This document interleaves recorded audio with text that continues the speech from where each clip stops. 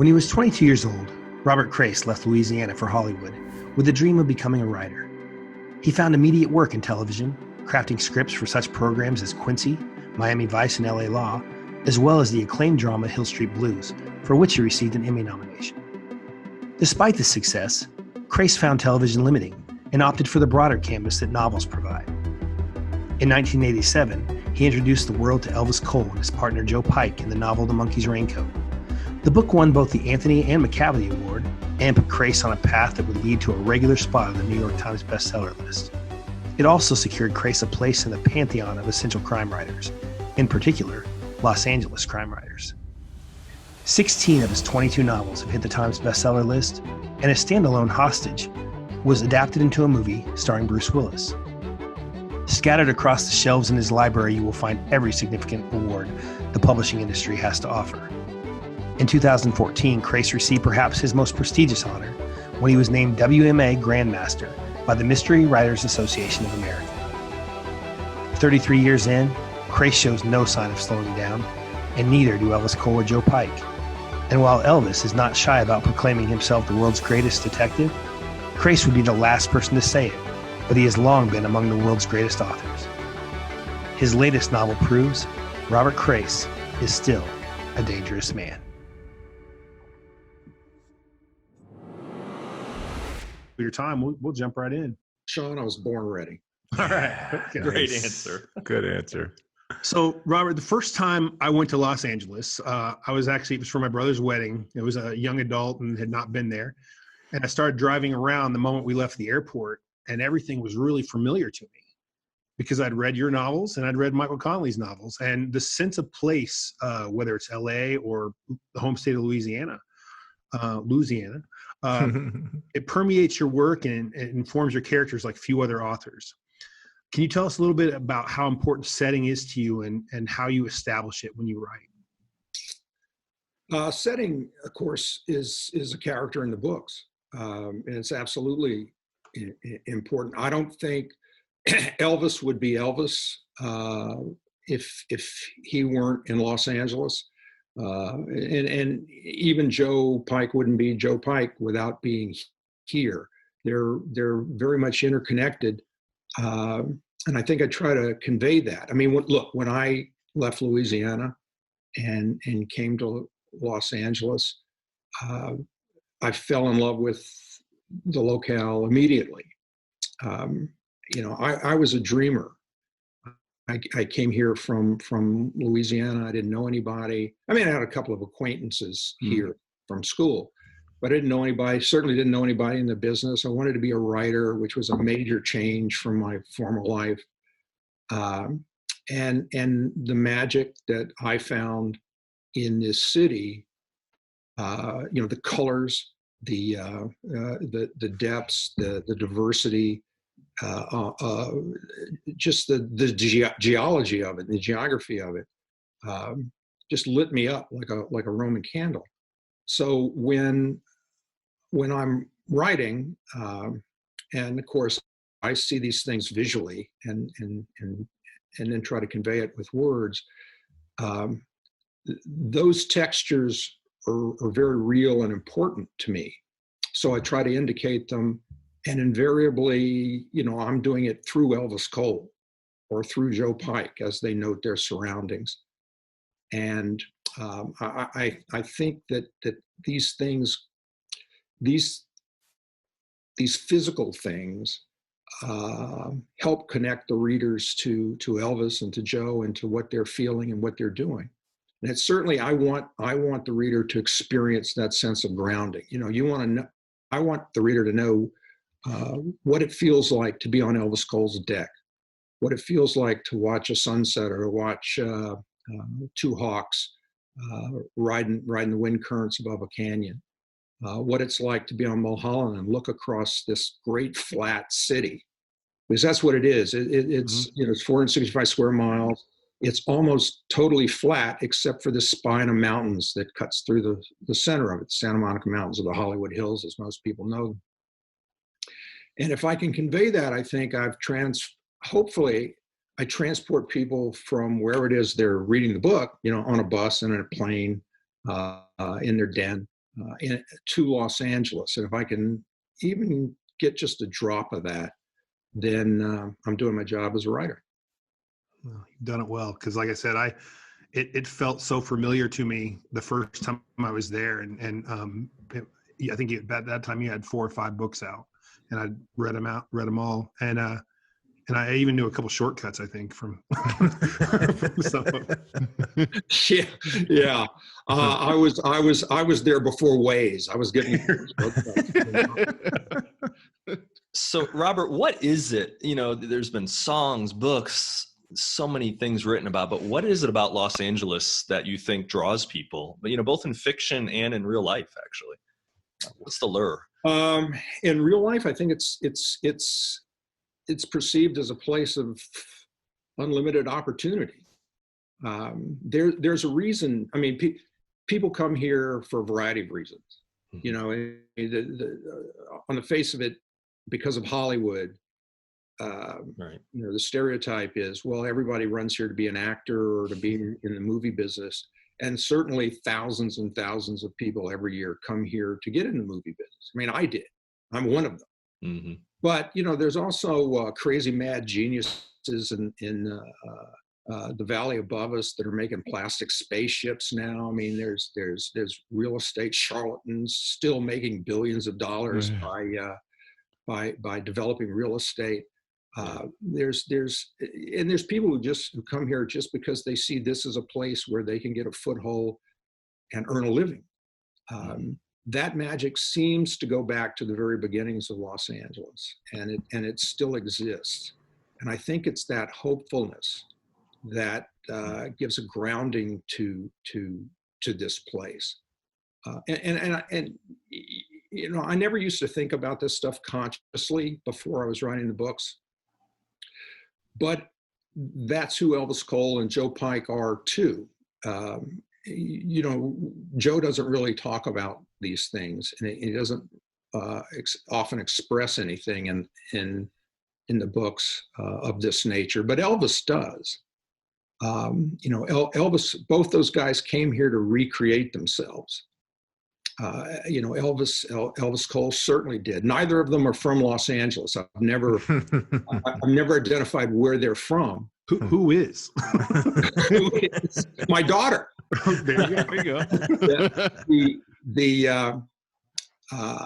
But that whole, I came here to recreate myself, and so I identify with that, and I think that's the reason people come here, to transform their lives.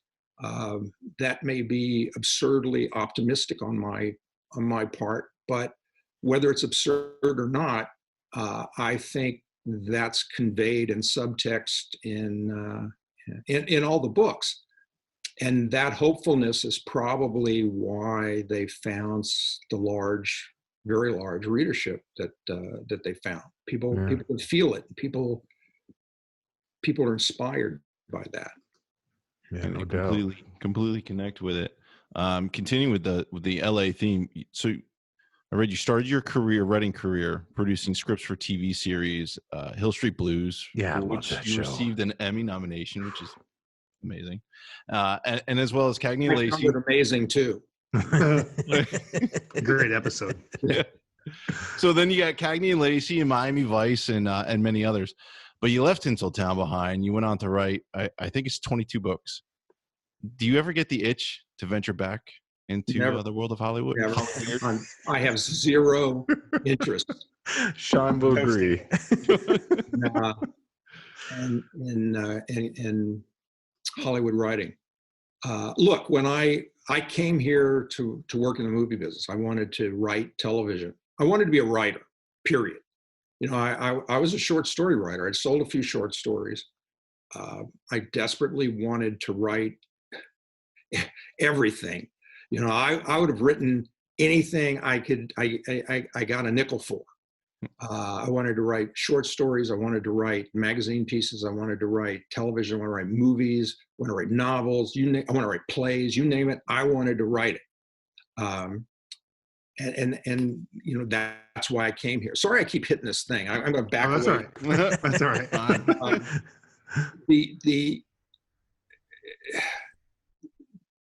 And when I got involved in TV, that I got to tell you was thrilling. I mean, it's a lot of fun. One minute I'm 1 week I'm swatting mosquitoes on the bayou, and the next week I'm standing on a soundstage. It was a cool transition. Right. Please know that I enjoyed it. Yeah. But ultimately, my dream was to write books, to create my own worlds and explore them. In television, movies, that's a collaborative medium. I had a great time collaborating, but eventually I wanted to do my own thing, and so I got back in the prose pipeline and started trying to write books. Wow. So, in the mid to late 1980s, you created the character who largely defined your career, Elvis Cole. How much of Elvis came from your father, and how much of it is a part of who you are?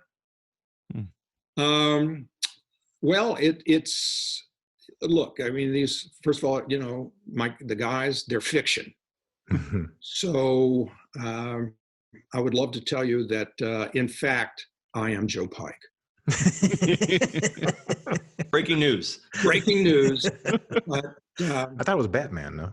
But no, I'd take Batman too. Right. What I did when I got to Elvis Cole, when I decided that it was time for me to create my own detective, because let's back up a bit. I mean, I write this stuff because I love this stuff. I was a mystery fan. I read this stuff voluminously throughout my life, and I knew I wanted to create my own private eye. My own cop series, as it were. I use these terms interchangeably. I mean, I actually, when I'm in my own head and I'm thinking about Elvis and Joe in my books, I shorthand it and I think, cop books, even though the guys aren't police officers. But when I started really trying to put together Elvis Cole, when I had the story that became my first Elvis Cole novel, which was the Marcus Raincoat, I, at the time, with what was in the marketplace, there were a lot of books and authors I loved, but I really didn't see anything that was reflective of my sensibility. So, like all writers do, writers are cannibals. You cannibalize your own life. You cannibalize your own experience. Your likes, your dislikes, the things that make you happy, things that make you angry, and you transmogrify all this stuff into fiction. And that's what I did with Elvis Cole. So I'll give you, for example, Elvis Cole lives in an A-frame in the Hollywood Hills. When I came here, I came here from a flat place. Louisiana is flat. Yeah. The horizon is the nearest tree line. So I was just a kid, and I got in my car and I saw these mountains. I was driving around the hillside communities, little twisty, windy streets that have all these homes. Many of them have like this incredible architecture, these old Spanish places that were built in the 20s, over here, and you go around the corner and here's something that's actually been recreated. It looks like a small castle, with parapets and crazy things like that. Here's the chemosphere, and it looks like it's a home, and it looks like a flying saucer on a pedestal. And I came around a curve, and here was this A-frame home. And I had never seen an A-frame home, this, redwood and glass arrowhead sticking up out of the earth. And I just, I thought, that is so cool. That's like the coolest house ever. Man, if I ever get together some scratch, I want to live there. And that's why Elvis Cole lives in an A-frame. Because when I created him, that's place where I wanted to live. So I said, he could do it. So he lives in the A-frame. And that's that kind of contribution is how my own sensibilities informed him. Having said that, I'm not, Elvis Cole lives a way more interesting life than I do. I'm a guy who sits in the room, but so that part is fiction. But just like you guys, when you're writing, you use bits and pieces of yourself. Sure, I did too. Yeah, true. So while Elvis is certainly foundational to your career, his partner Joe Pike has kind of literally and figuratively come out of his shadow recently, last few books, and he's more of a co-protagonist and a fan favorite, obviously. In fact, your latest novel, even though it's an Elvis Cole and Joe Pike novel, it definitely starts off with, Joe Pike centric. Right, it is mostly Joe. Yeah. So tell us about the emergence of Pike and how early in the process did you think that was going to be the route you'd go eventually? Well, when I started writing the books, I wrote the first several in the classic Raymond Chandler paradigm for American Private Eye novel, first person point of view of the protagonist, which in my case was Elvis Cole. And I loved doing it, but after a few books, again, in my head, I began to see, I began to feel constrained by that very rigid format. Mm-hmm. And I knew that there was a lot more to Joe from book one. I mean, from when I was figuring out the story and characters and plot to Monkey's Raincoat. And I love Joe. And I kept thinking, I've got to get into that. I want to begin to see inside Joe Pike and more of Joe.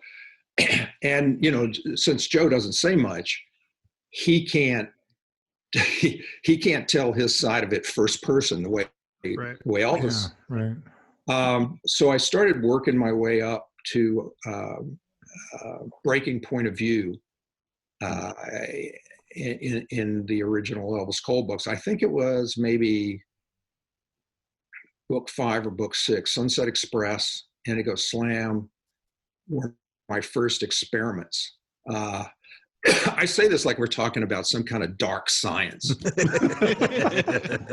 Like, Wicks and potions. Here's this it feels like it when you're doing it though. First person, and like I'm going to have the daring to write one scene from third person. Will the world end? Yeah. So, but I did that, and then when I got to the 8th novel, which was LA Requiem, I had these story ideas and character notions that I really wanted to express. So I just kicked out the jams from before, and I went large with that book. And this seems silly now, but it wasn't at the time, at least not to me. But I actually was terrified that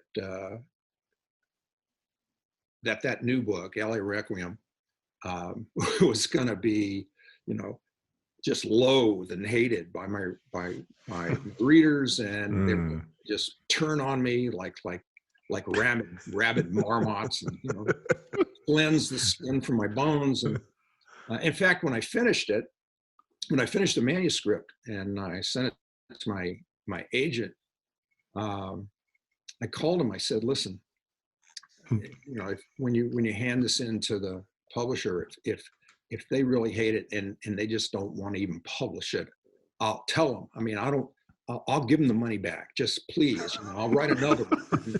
And now, of course, you're laughing, but that's crazy. I know. Tell you how serious this was to me at the time. Wow. But then, of course, knock wood. Thank goodness, people embraced the book. Publisher loved it. And I guess more importantly now, in retrospect, the writing of it opened endless possibilities to me. Once the canvas, the sides of the canvas were blown out, and I had this suddenly enormous palette of colors I could paint with.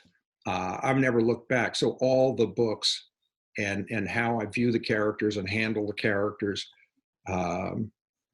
it's just expanded enormously, and it made the books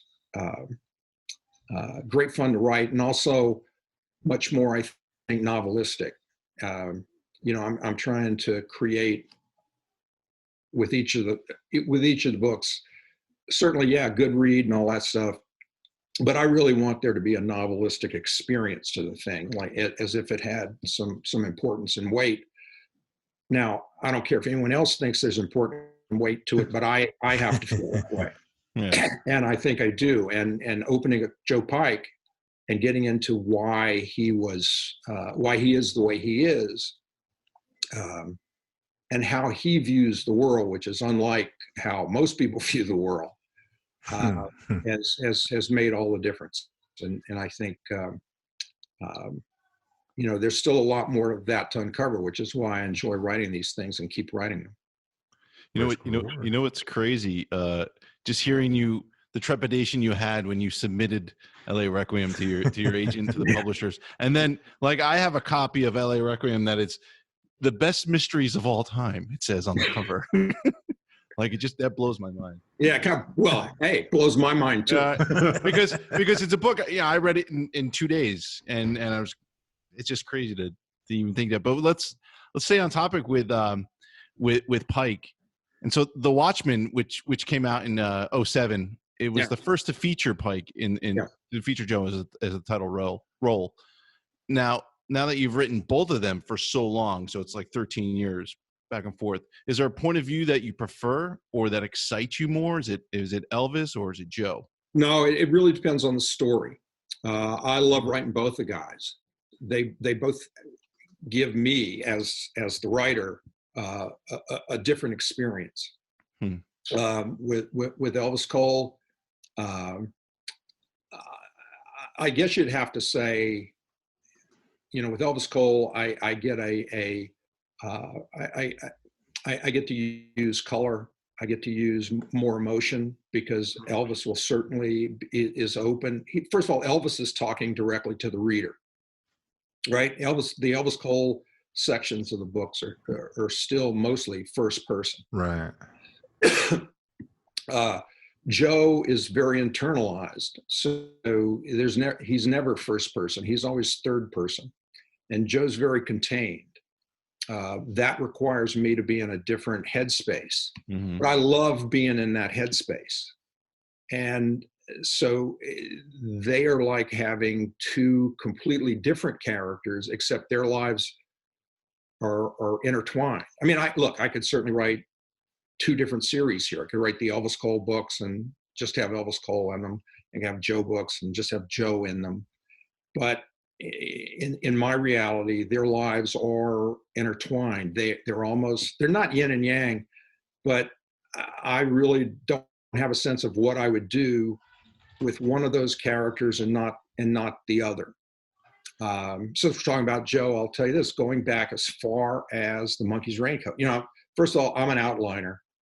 So I like to figure out at least most of the things that are going to happen in a book before I actually write the book. Mm-hmm. So I did that with The Monkey's Raincoat. And I had this outline all worked out and all my little note cards and the junk you do. But remember, that was book one. I did not foresee any of this would happen. I didn't realize there would be 22 of these things and all the good things that have happened. I was trying to write one book that wasn't embarrassing. That's just please. That's where I'm at. So I had this story figured out, and it at the end, it's there's no spoilers here. The book's been around since 1987. Right. There's a big shootout at the end where they save the little boy, and in my outline, and as I wrote leading up to that moment, I was going to kill Joe Pike. Oh, yeah, I had it worked out. And believe it was great. It was great. I just knew, I knew I was writing. This is a great character. Joe's great. Look, they're best friends.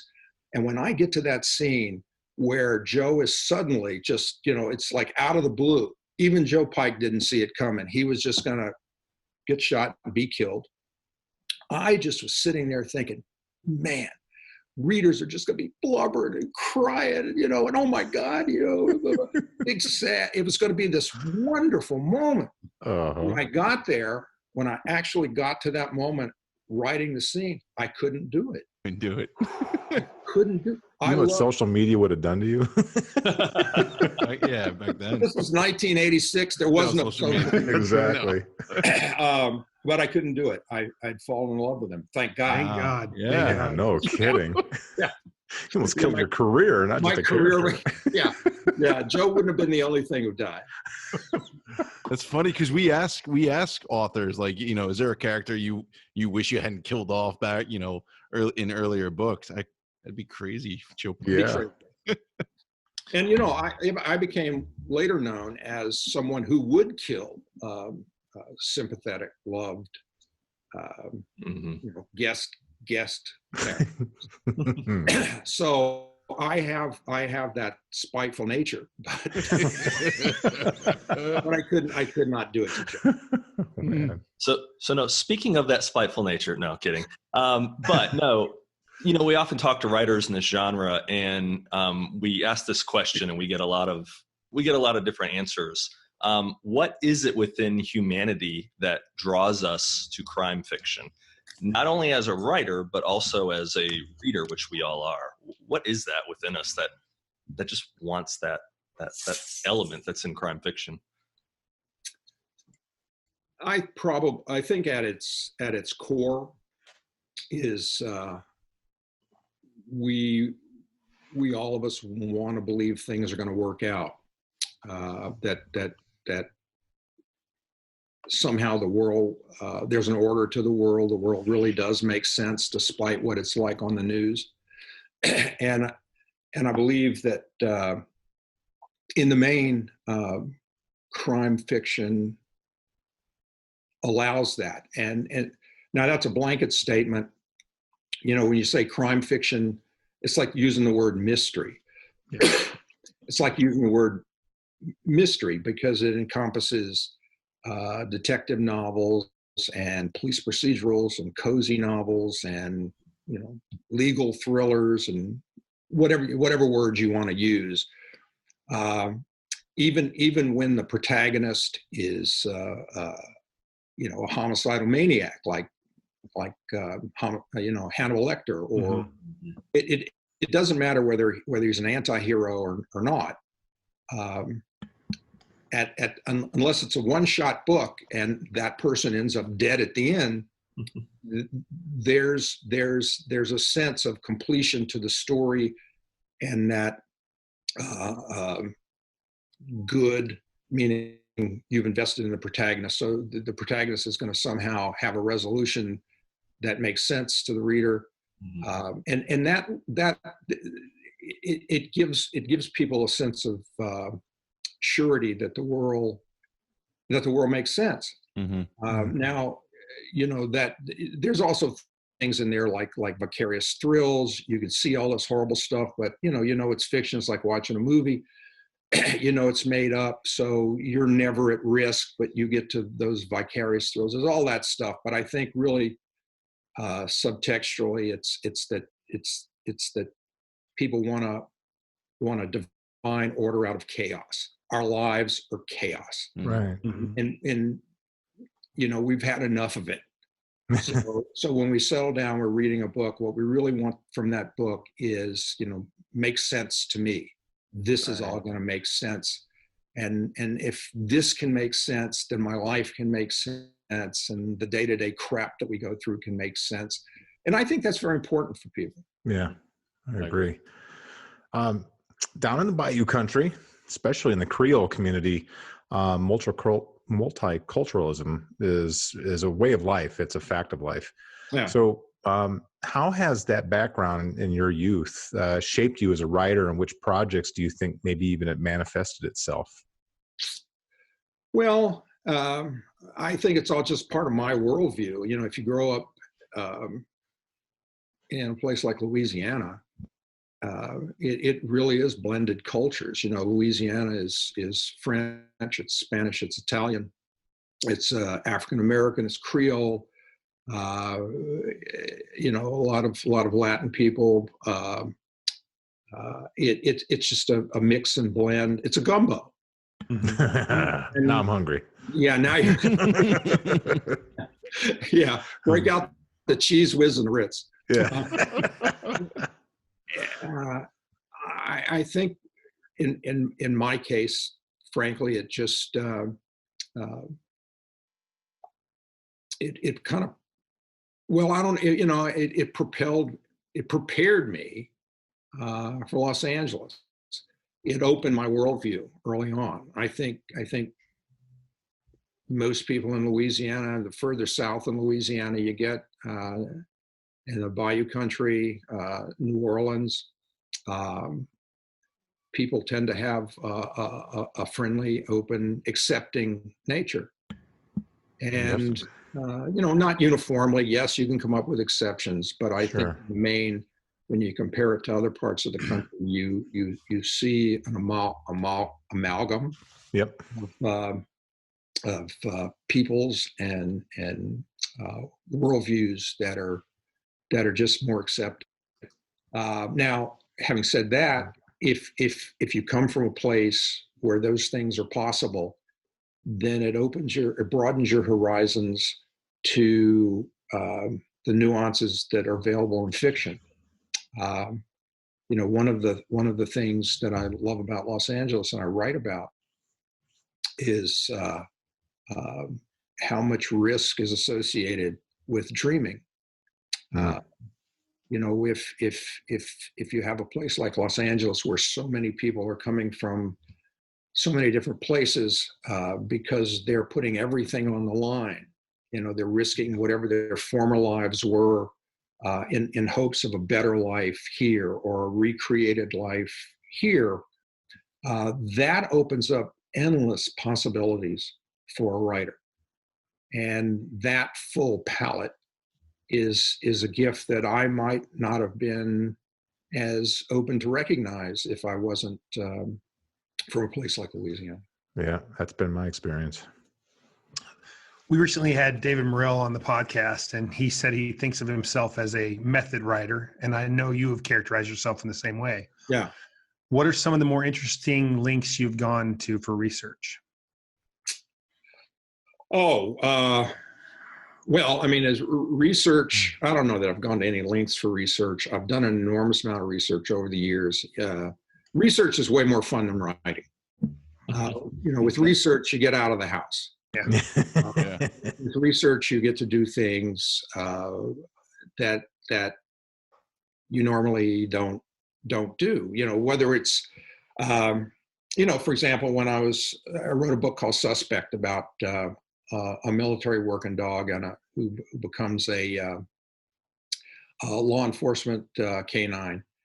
And so I spent a lot of time with LAPD's canine platoon and the handlers there and the chief handler, Sergeant Mike Gooseby, and really got to know how they train their dogs, how they work their dogs, got to see the dogs work, got to ride around with them. You know, that's fun. And I'm big on having fun. You know, sometimes, you know, whether it's like I was never in the military, but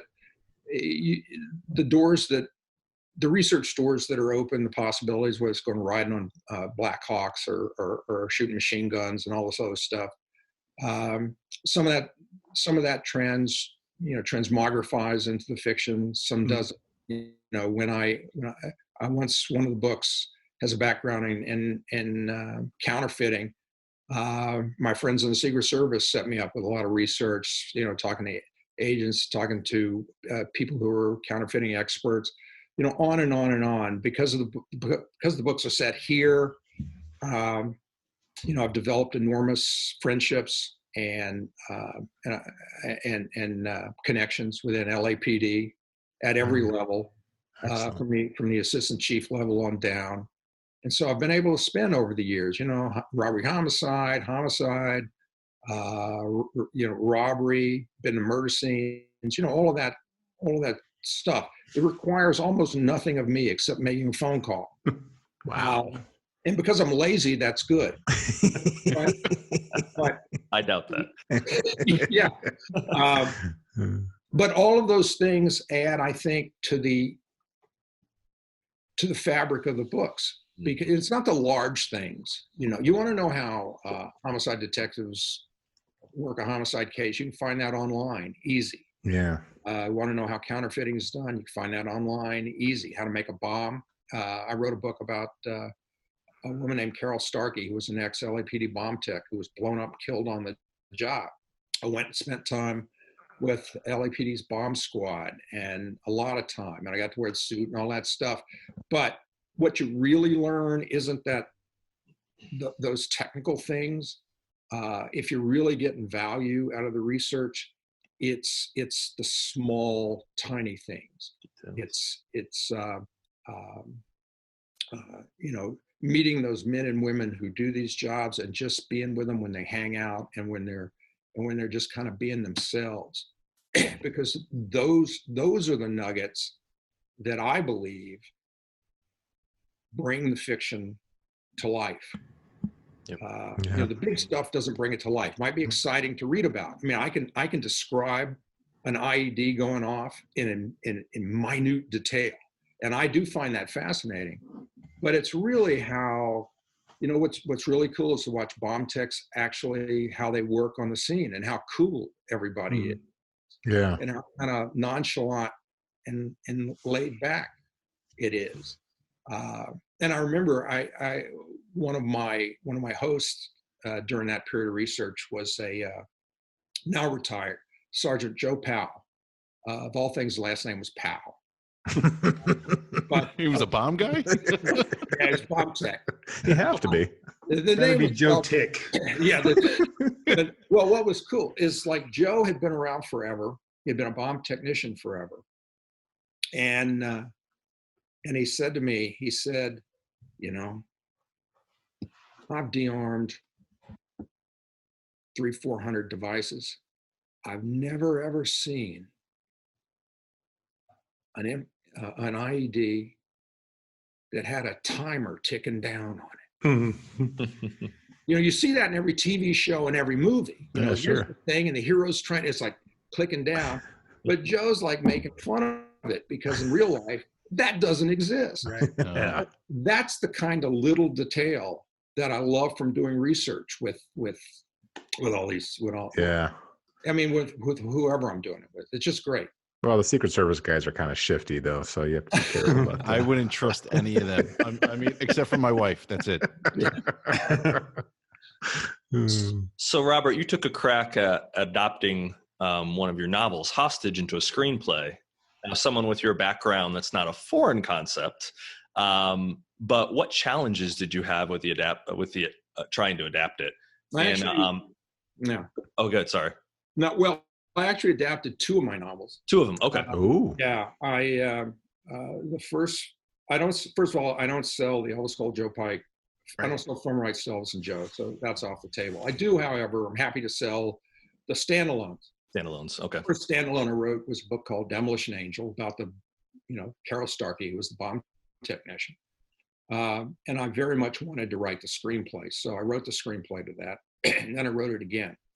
And then I had to write it a 3rd time. And then I wrote it a 4th time. Oh. And I wrote it a 5th and a 6th time. And after about the 7th draft, I decided I'd written it way too many times. and at the end of the ride, they decided they didn't want to make the movie anyway.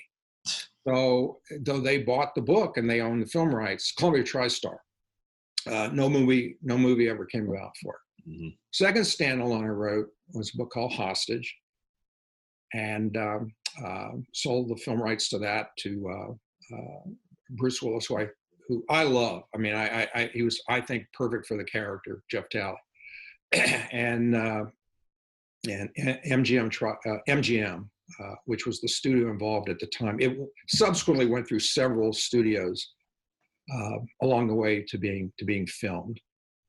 And I wrote that script a few times, not not as many as Demolition Angel. And then other people were brought in to rewrite me. And so ultimately the final screenplay doesn't really have much of me in it. Has the book in it, but not much of me as a screenwriter in it. But that's just Hollywood. That's the collaboration of working in film, and some writers are more equipped for that than others. And over time, I realized I wasn't one of them. So my second part to that is, why do so many great books get turned into awful movies? The collaboration. See, here's the once you sell the film rights to a movie studio, once you sell the film rights to a movie studio, they own it. Right. And there may be the illusion of control that some writers are sold on, but in fact there is no control, and so that's just the nature of the collaborative beast. So there's an evolution that happens. Oftentimes directors change. Each director is going to have his or her own take. Oftentimes multiple writers are brought in, and each writer is going to bring something different. Then you have all the different levels of studio executives. They all have, their take. So it's pretty. The question is to ask is not, why do so many good books make bad movies? The real question to ask is, when you see a terrific movie, you say, how in the hell did that get made? How did that happen? Because the odds are against it. Okay. Yeah. Hollywood just seems like such muddied water. I don't know how anything gets done there at all, with all the people that have input or the money that needs to be. I don't. It's crazy. It is crazy. I worked on Hill Street Blues. I love that show. I did too, and which was a groundbreaking show in major network television at the time. And I asked Stephen Bochco, I was on staff there, and I asked Stephen, in all honesty, I said, how did you guys get this made? Because the pilot, it was like the best pilot ever made. And I was just blown away by it. I said, how did you guys possibly get this made? And he said, we had people at the network who trusted our vision, and B, we got lucky. And unfortunately, that's true.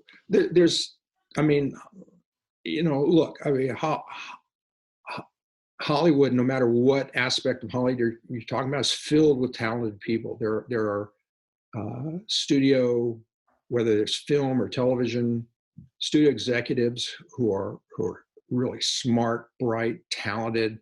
They want to make good material. There's all the other creative people, directors, other screenwriters, talented people. Right. But at some point in the way, along the way, there's an element of crapshoot to it. Who's in the mix at right place, right time? Yeah. Do all the planets line up? Everything's got to break, your way on a particular project. There are a lot of terrific books are made into terrific films, and I'm glad for the writers, happy for writers when that happens for them. But it is so much as chance that there's far many more novelists whose books are made into mediocre movies, not because anyone's evil. Right. Yeah. It turns out that way. It's just the luck of the draw because of the elements that are thrown into the gumbo of that particular project. The fact that it's even made is miraculous. Whether it's rotten or not, the fact that it's just made is a miraculous To thing. that point. Yeah. So Bringing it back to Elvis and Joe. So they've been around the proverbial block, so Yep. to speak. And will they ever retire? And spoiler, we all hope the answer is no. No. I have too much fun with these guys. Yeah, awesome. You know, Yeah. I can't see a time when I wake up and I start my day and there's not going to be Elvis Cole and Joe Pike in it. Cool. You know, what would I do? Like, oh, guess I'll shine my shoes. So they're kind of like your right arm and your left arm, right? Well, in many ways. I mean, you know, and you know, these guys have been in their fiction. Okay, I'm not off my meds, but these guys have been in my life one way or another every day for, you know, since 1986. Wow. You know, like they're behind the plant in the corner. Yeah. Looking at the expanse of your career, you received countless awards, Emmy nomination for television. Which one holds the most meaning for you, and why? Oh, I don't know that. I love them all. They all indicate something different. Certainly the Grandmaster from Mystery Writers of America. Yeah. For me is, you know, something that, I mean, the fact that they thought enough of me to present it to me, I still find very moving. And I'm appreciative of that. I you know, to be, you know, you want your peers to respect what you do. Yeah. And that's probably the highest symbol that there at least are. There's at least a small group of peers out there who do enjoy it. So True. yeah. Well, so speaking of that expansive career, one of my favorite books you just mentioned a few minutes ago was Suspect, one of my favorite standalones. And for anyone who's not read the book, many of the chapters are told from the point of view of a police dog turned military dog, or military dog turned police dog, I should say. Yep. I thought it was masterfully handled and in no way cheesy, which it could have easily been. But when you told your agent / editor / publisher what you intended to do, did any of them give you any pushback? I guess that's yes. Yeah. Well, yes. First of all, thank you for what you said about Maggie, writing those sections and making her not cheesy was super important to me. But as far as pushback, you know, it came at an odd time. I had just published a book called Taken, and I was on tour for Taken. It had just come out, and Taken was Taken debuted as #1 on a New York Times bestseller list. So, which is a big deal. And I was out in the world, you know, going from place to place on tour. So the phone rings. It's a conference call from my publisher and editor, an agent, and they said, "Great news, Taken #1." And so, you know, everybody's ecstatic. I'm ecstatic. And someone said, you know, how's that new book coming along? What do you know what you're going to write? And I said, yeah. I said, I'm going to write a book about a dog. Talking dog. Yeah. Well, you know, you have to understand that if you've just debuted at #1 with an Elvis Cole Joe Pike novel, then of course the smart person would immediately follow it up with another Elvis Cole Joe Pike novel, and I was going to write a book about a dog. That makes sense. So Let's send him to the doctor. The phone kind of fell silent because no one, I think, knew what to knew what to say. But I wrote the book about the dog and Suspect, and I will tell you this: so Suspect comes out a year later, a little bit more than that, and it far outsold anything I'd written before, including Take. Wow. Dang. So yeah, people I didn't know that. That's fantastic. That's unbelievable. Yeah, I recommend that book an awful lot to dog lovers, just because, like, to try to get them into. They might not even be a thriller reader, and I think, well, maybe this is a way to get them to be a thriller reader. So I give that one out a lot. I learned a lot from writing that book, and what really happened, why it sold as many copies as it. Forget thriller fiction. It was picked up by dog people, and I began to get email from people who, frankly, didn't even read. I mean, they veterinarians across the country were recommending that. Where are book. the pictures? People read, and then they were all writing to me about it. Wow, that's amazing. Yeah, and I owe it all to, and then of course, after Suspect's out and all this great stuff is happening and stuff, then I started hearing, like the rumors, like, yeah, that Crais is really smart. And he wrote about a dog because he knew it would sell big. and I, listen, I've my career summed up by always making the wrong choice at the wrong time.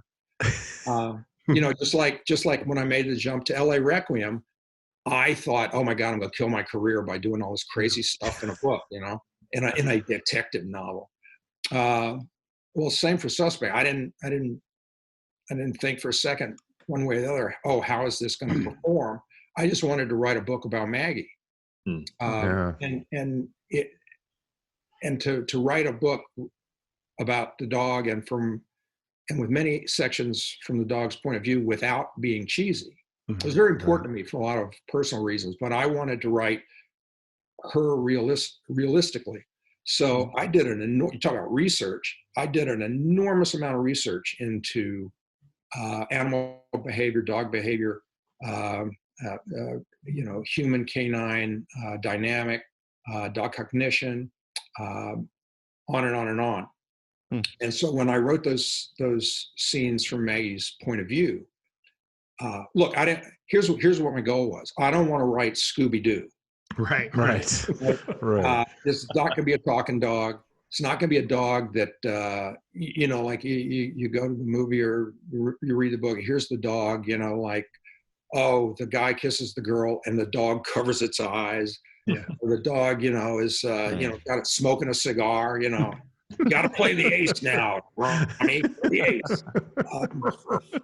I don't like those, and I didn't want to do that. Yeah. I wanted to give a realistic portrayal. This is a real dog based on the most up-to-date research we have as to how dogs think and how they feel what they feel, why they feel what they feel. And what I believe, whether it's true or not, what I believe is that what readers responded to so much is because they, by making her real, the people who read the book then saw her in their own dog. The behavior, everyone kind of anthropomorphizes their pets. Right. And he knows just when I'm going to be home. Well, of course he does, because he's home at the same time every day. Yeah. And guess what? He's a dog. He hears the car come up. He hears the keys. He hears you moving. He smells you. They have hyper senses. Yeah. But that touched people because they could see their own dogs there. And by the time the tour finished, in the last half of the tour, people were bringing their dogs to the signings. That's awesome. It was just awesome. I was really moved and touched by that. And by the way, because you knew it would sell. Sell and sell and sell. Yeah. Brilliant. You're so yeah. Brilliant. What it taught me was how dumb my dog is, actually. It taught me how dumb my dog was. But she's still sweet. She's a sweet. Sweet. I've met his dog. She's not a dumb dog. Yeah. Well, you have successfully navigated the main portion of the interview. That's the good news. The bad news, I guess, or the other news, is we do this thing called the lightning. Oh yeah. Oh yeah. Here We do this comes the thing called the cavity lightning search. round, Okay. and as we like to say, our moms grew up saying, "Think before you speak," and this is the portion where we ask you to speak before you think a whole lot. All right. We each will ask you a series of questions, and I will begin. And these If I get them right, how much do I win? Oh, there's no wrong answers. Okay. Eric, a will box co- of dog biscuits. No, Eric will come to your house and wash your car. So your I'm favorite there. spot to get away from it all in LA? Easy one. I'll start you off with an easy one. Mulholland Drive. Mulholland Drive. Yeah. Okay. Cool. Number 2, have you ever been really tempted to get tattoos of red arrows on your shoulders? You know, I don't have them. You know what? Hey. I was gonna ask you. I almost expected that answer. I've been really tempted. I'll be honest with you. A lot of people have those red arrows. Yeah, I bet. A lot Oh, of people. man. Yeah, they come to my sign, send me pictures. I love it. There's a Hulk figure. Oh yeah, behind Greg Hurwitz. Hurwitz. Yeah, that's right. The Hulk that you gave him with the red arrows. He's got red Oh, yeah, arrows on yeah. his He shoulder. showed us Yeah, that. That's we really saw cool. that. And was awesome. that's actually one of my favorite traits from that book, or from those books. But okay, number 3. I know you have consciously avoided associating Elvis Cole with any actors because you want people to have their own Elvis in their head. But you're going to try again anyway. No, I'm not. Okay. If the movie Suspect was adapted to film, who do you see playing Maggie? Hey, I have You a don't German have to answer that. Shepherd. That's- Any given German Shepherd. I've got one. He's got one right behind his shoulder, Sean. Yeah, I know. I see that one. Okay. Where's my doggy? Your Good one. favorite restaurant or watering hole, you can make the choice in NOLA, in New Orleans. Favorite restaurant or watering hole in New Orleans? That's difficult. Right, it is. Or a favorite. You don't have to say the favorite. Emeralds. Emerald. Yep. Okay. Yeah, cool. Yep. But that's not where the best The food, hurricanes by the are way, at. it's stellar. Yeah. All right, my last question, and then we'll skip on to the next person. A dive spot you have not yet tried, but you would love to try. Truck Island. Truck Island. I'm marking that down. This is the only reason I ask questions is to get recommendations. All right. So, Chris, Robert, my questions are fact or fiction, and since you should be, you are an expert on fiction, I think you should be able to answer these questions. We'll So, see. so here's my first one. The Oxford Dictionary lists the first use of the acronym OMG, meaning "Oh my God," Mhm. as having appeared in a 1917 letter written to Winston Churchill. Is that fact or fiction? Fiction. That's actually fact. I don't stunned believe- me. I don't Stunned believe me. it. You know what? It sounds like fake news. No, it's not. It's, It was on the internet. It's true. but as Sean said, he would have been cooler if actually Winston Churchill had actually written that. Yeah. But no, it's actually fact. All right. So the next one, the California flag was the result of a mistake. It was actually supposed to feature a pear and not a bear. Is that fact or fiction? Fiction. That is fiction. The next one I actually had to verify. I had to verify this one. You shouldn't swallow gum because it stays in your digestive system for 7 years. Is that fact or fiction? Fiction. That's fiction. Oh, yeah. I lived almost 40 some odd years thinking that was fact. Abraham Lincoln has no middle name. Is that fact or fiction? Fact. It's true. He has no middle name. That's a fact. And this one, I actually know. I knew the answer, just because it was something that went around in the Secret Service. But broccoli was banned from the White House. Is that fact or fiction? That's fact. George Bush hated it. That's right. There you go. Yep. Okay, I'm up. So you 80%, write by about the way. you write about L.A., but have you ever been to the La Brea tar pits? Yes, I have. You have. Okay. Is it worth a trip? Where do we stay when we go? Well, they're remodeling it now, so it's probably more worth a trip. Okay. Yeah, look, if you dig paleontology and want to see the mastodon that they have there, yeah. That'd be pretty cool. All right. Driven by it, I've never stopped, so maybe next time. So, breaking news, you're going to have to switch genres on your next book. Sorry to tell you. And you get two choices. Are you going to write romance or are you going to write horror? Why is that switching genres? Well, he's going to combine them. Yeah, you could combine them if you want. maybe there's a little romance and a little horror in all my books now. Well, there is. Okay. All Good right. point. All Good right. point. So Bromance. Bromance. Romance. They are bromances. There they are, That's right. in a very good way. what is I could see myself writing a horror novel. Oh yeah, I could totally see that. there you go. Well, we've given you a spark of the idea, maybe. So There we go. what is the top item on your bucket list that you have yet to do? Run the steps at Machu Picchu. I just had a buddy do that. That would be Oh really. no, Yeah, I see a heart attack in my future. Oh yeah. So you've got to leave LA, and you have two choices. You can either go to Big Sky Country or you can go to the Smoky Mountains. Which one would you choose? Oh, I love both. I've been to both those places, both those areas. I love them both for different reasons. If I had to pick one, I'd probably go with Big Sky because it's Western U.S. and I really like. I like it in the West. I like the mountains. Yeah. I was going to say I live near the Smokies, so you'll probably choose Big Sky Country. So good choice. That's the true reason. Yeah, exactly. It's an honor. They're closer in Colorado. Yes. What is the most played band on your playlist? And that's my final question. Creedence Clearwater Revival. Yeah. Nice. Band to be played. Good times. All right, I'm up. Number one, please interpret for our audience the phrase "laissez le bon temps rouler." Let the good times roll. Let the good times roll. That's it. All right, what is something California will? What is this? This is a glimpse into your soul, Robert. This is the lightning round.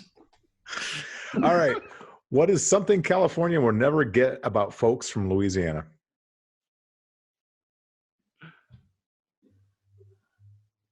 I think we're very similar. Do you? I don't think there's anything that there's an awful lot of people here who originally were from Louisiana. There are Cajun restaurants here now. And by the way, when I say now, I don't mean since last Thursday. When I moved out here, I was surprised to find Cajun restaurants and places that have Mardi Gras parties. They're back.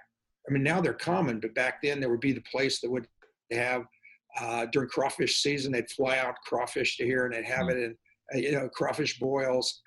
Yeah. Now, because crawfish is so prevalent and are brought in not only from Louisiana but from parts of Asia. Right.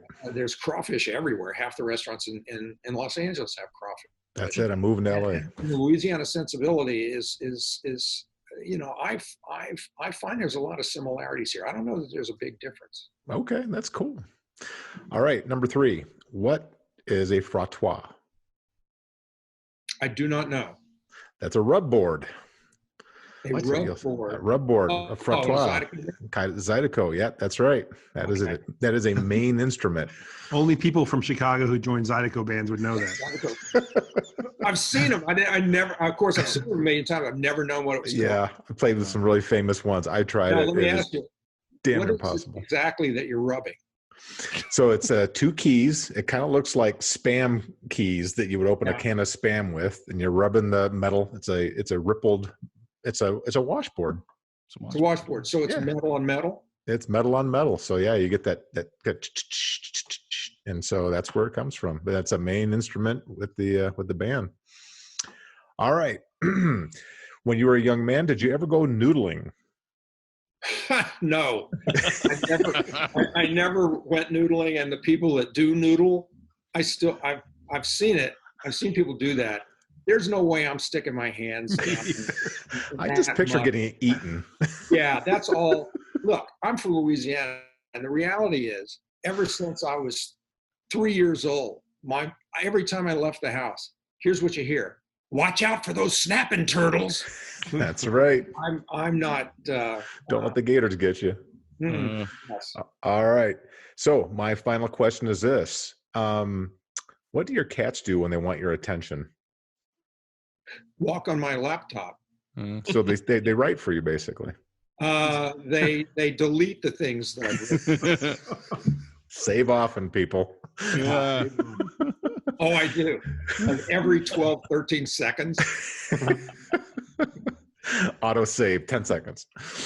Well, Robert, thanks for being a good sport and living through our lightning round. It's always an adventure, even for us. It actually was unpleasant, but you need a shower. We really enjoy the time you've given us tonight gosh. and coming on the show. And when your follow up to this great book, if you haven't picked up A Dangerous Man, buy it right now. When your follow up comes up, they're great gifts. Yes, they are. That's they right. are. Hey, I actually started a hashtag last July, gift a novel. I really think it should be something that people start giving more as a gift. I think That's a terrific idea. It really is. great. But we appreciate you coming on, and when your next book comes out, we'd love to have you back on and talk about it.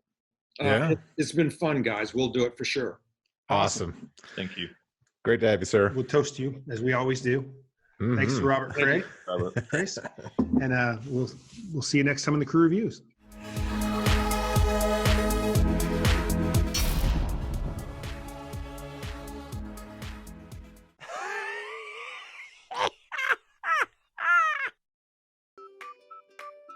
Here we go.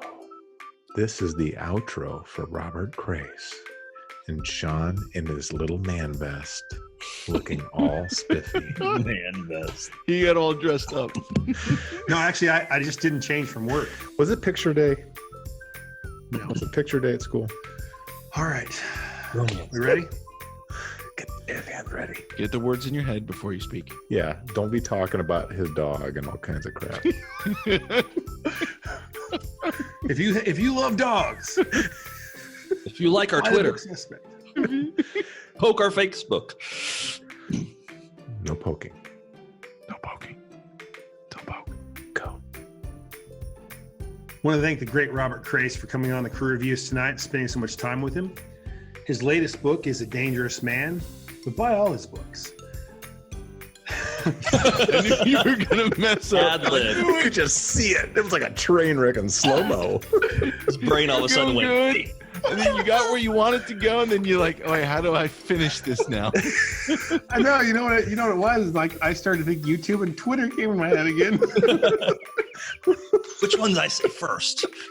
I'm not saying anything about Twitter. I'm just like, YouTube. Find our podcast wherever it is. Whatever book you want to buy. Just buy Apple, it. iTunes, doesn't matter. Doesn't matter. oh, it's well, sometimes Vanna White or whatever. Just tweet whatever the hell you want. All right. This is take 2 of Mr. Vest. I want to thank the great Robert Crais for coming on the show tonight and talking about his career. His most recent book is A Dangerous Man. Get out there and buy it, as my buddy Chris would say. In fact, buy all his books. If you enjoyed the show tonight, subscribe to our YouTube channel and check us out every Monday on the Crew Reviews.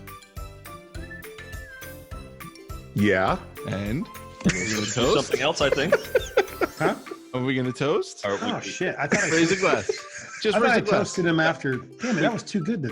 Yeah, no, raise a glass. No, that was good. That was good. Yeah, we'll just pretend that you did it right. And we'll go. Okay, I got you. Okay, hang on. Wait. Ready? Not yet. Back to the vest. Here we go. Now fix it.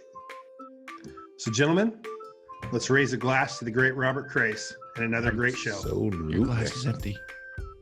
drink up.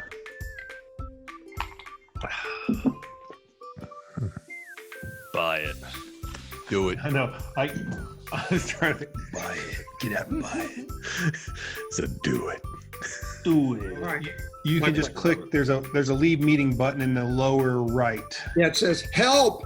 It says, get me out of here. Oh, wait, I see leave meeting now. Have a good night. Bye, guys. You too. Drink up.